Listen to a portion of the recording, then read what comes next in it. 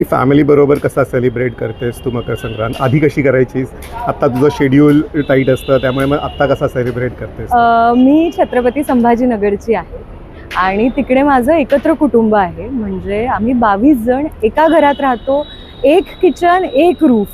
तर असे आम्ही सगळेजण राहतो. तर त्यामुळे प्रत्येक दिवसच खरं तर सणासारखा जातो. पण मकर संक्रांतीच्या दिवशी म्हणजे आपण लाडूचं जे कालवण असतं ना, ते असं टोपलंभर मध्ये ठेवते माझी आजी, ती बनवते ते. हो. आणि आम्ही सगळेजण म्हणजे आम्ही 10 कझिन्स राहतो, 5 मुलं 5 मुली. आम्ही सगळेजण त्याच्या अवतीभोवती बसून सगळे मिळून ते लाडू वळतो.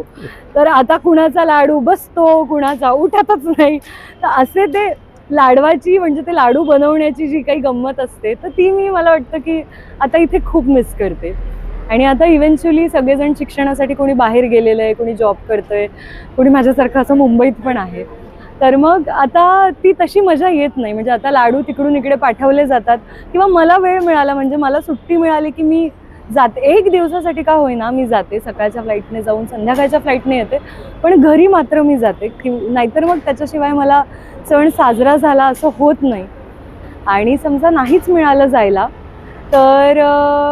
तर मग काय, जे तिकडून आलेले लाडू आहेत ते खाते. पण मला काय ना, म्हणजे मुळातच हिवाळा आला आणि जानेवारी हा महिना आला, संक्रांत जवळ आली की आपोआप मला ना ते लाडू खाण्याची इच्छा होते. म्हणजे आपल्या मेमरीमध्ये ते बसून जातं ना, लहानपणापासून जे रिच्युअल आपण पाळत आलेलो आहोत. सो मला माहीत नाही, हा जानेवारी महिना सुरू झाला की तिळाचा लाडू खाण्याची क्रेविंग व्हायला लागते. सो ती एक आठवण आहे. खूप खूप शुभेच्छा तुला जबराटसाठी. थँक्यू. जबराट नावाचा आमचा चित्रपट येतोय 6 फेब्रुवारीला. तो तुम्ही नक्की तुमच्या जवळच्या चित्रपटगृहात जाऊन बघा.